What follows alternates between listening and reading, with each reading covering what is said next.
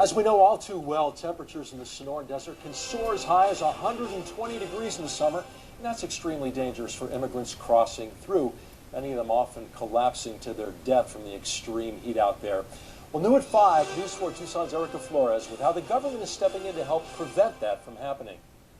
Every day people make the decision to cross the border and enter this harsh desert environment, hoping to make it out alive, but instead leave a grieving family behind. Juan Carlos Juarez says family members from his native Puebla, Mexico, want to cross the desert to join him in the U.S. I tell them it's better for them to stay home. He says he doesn't want them to fall victim to human smugglers. A lot of people, just to get quick money, will lie to these border crossers and abandon them in the desert once they are paid.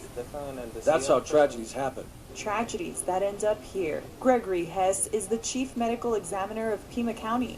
He says each month his office receives bodies found in the desert. Another one here, 2012 case.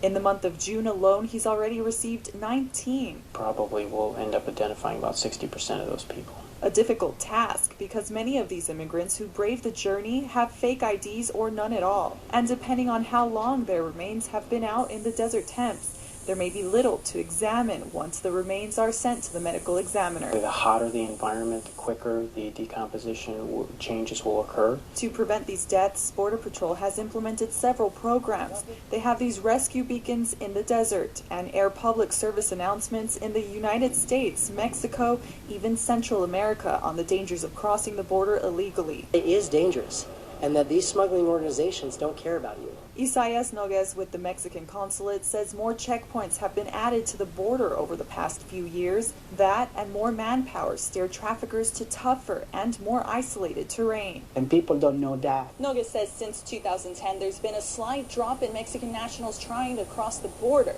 He says their studies haven't pinpointed an exact reason why, but he hopes this campaign and word of mouth will continue to discourage people from crossing. Erica Flores, News 4, Tucson.